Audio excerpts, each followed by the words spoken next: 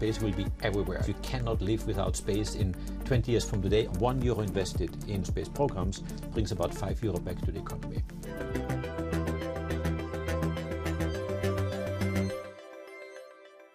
Welcome to The Big Question, the series from Euronews where we explore every corner of the world of business.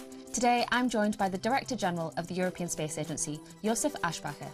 Thank you very much for joining me today. So, in recent years, the image of space travel has gained a reputation as a bit of a billionaire's boys' club. Do you think the private space industry plays an important role in the space industry globally? Private industry will play a major role, but it is also clear that private industry will not succeed without public investments. Okay. Take the example of SpaceX. SpaceX being the largest space company today in the world, but they have been built up thanks to a very strong support of NASA. Both in terms of funding, NASA has provided huge amounts of funding to build up and develop projects, but also expertise. So yes, we need private investment, we need to attract venture capital funding, we need to attract funding from outside the public domain, absolutely, and I'm working very hard on this also in Europe. But it has to go hand in hand with European programs that give the objective that what we want to do, we want to go to the space station, we want to go to the moon, we want to go to Mars, and then we engage private industry and buy a service from them. But we have to really make sure that we have the long-term vision, the long-term programs, and the funding to enable it. Yeah, absolutely. Why is ESA's work important work that needs to be publicly funded? Oh, it's extremely important. Sometimes I make comparison. I say, look, if I would have asked you 20 years ago, do you need the internet? You would have said, yes, sounds very exciting, sounds very fancy, it may be good for something, but 20 years ago, nobody would have ever imagined the dimension of what the internet brings today for daily life, for everything. And I think space is a bit in a similar situation. Today, of course, space is already utilized in many disciplines, but in 20 years from today, I can assure you that space will be everywhere. It will connect people, it will observe our planet, and many other things will be assisted with space technology. In other words, you cannot live without space in 20 years from today. Already today you cannot live without space, but in 20 years even more. And this has economic aspects, societal aspects, geopolitical aspects, also security aspects. Last but not least, also inspiration of people, because if you have cool space programs, young people tend to work there and not leave the country or leave the continent. I saw at the age of 7 years the moon landing, and this changed my mindset. It convinced me that this is something I want to work when I'm growing up, and I'm still fascinated every single day. So yes, space is very important for the European Space Agency, but actually for every citizen in Europe and worldwide.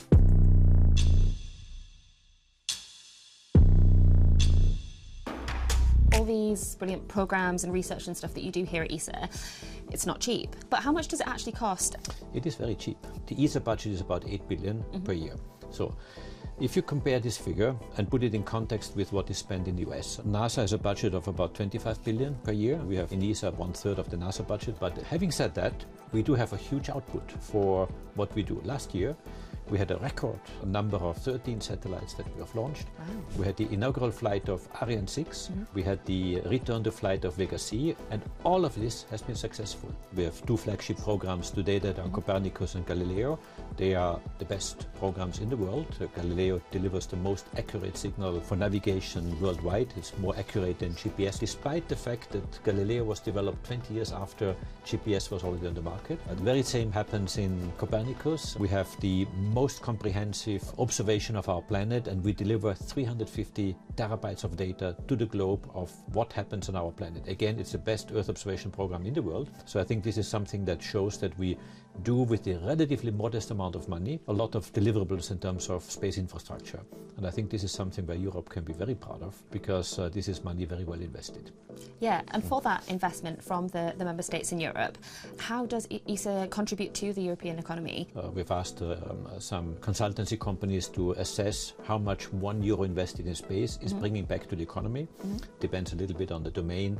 In Earth observation or in weather forecasting, the economic impact is higher as compared to technology development. Okay. But across the board, €1 invested in space infrastructure or space programs brings about €5 back to the economy. Oh, wow. More recently, I've seen one example of the Arctic weather satellite, which we have just launched last year. 1 You're invested in this Arctic weather satellite constellation. It's at the moment we have one satellite, but there's a future constellation that can be built up, can bring economic values 50 times higher than the investment.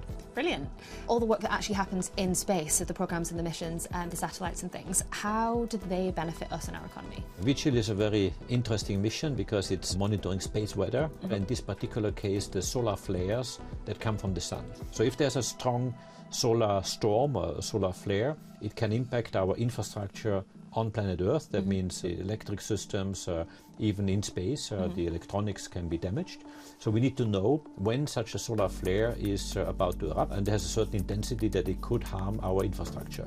So Vigil is actually one of two satellites. One is built by ESA, the Vigil, another one by NASA.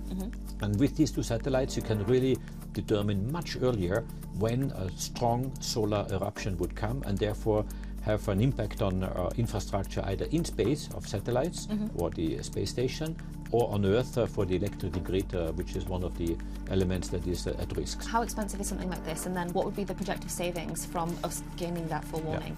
The cost of such a satellite is in the order of a few hundred millions, which is certainly an investment to be made, but if you can imagine of how much you can save by protecting infrastructure on the ground and therefore minimizing damage that can happen through a solar eruption, then there's a multiple factor in between.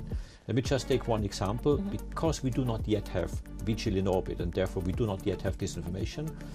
Recently there was a solar storm that was unexpected, which resulted in the damage of tens of satellites that have just been launched, and the solar wind literally pushed it from orbit into the atmosphere, and therefore they deorbited because they could not be rescued. This was unexpected and unprepared. And of course you can imagine several tens of satellites cost much more money than one satellite necessary in order to monitor such a solar storm and therefore be well prepared. And finally, on a personal level, what are you most excited about in ESA's future? ESA is an incredibly powerful organization in terms of delivering. ESA is very efficient in terms of use of taxpayers' money and the impact it creates for the economy and for people's daily life. That is connecting people, that is driving people in the sense of giving them the navigation signals and so on. So there I really see ESA and space in Europe to become an essential part of the future economy and the future society, and maybe in many cases not visible because it's satellites are up there and you do not know that your navigation signal needs satellites, but you use them and you rely on them. But it really will enable the functioning of our society and make Europe powerful, richer, and certainly more successful. Okay, brilliant. Well, thank you so much for sharing this exciting work with me today and for joining me on The Big Question. Thank you.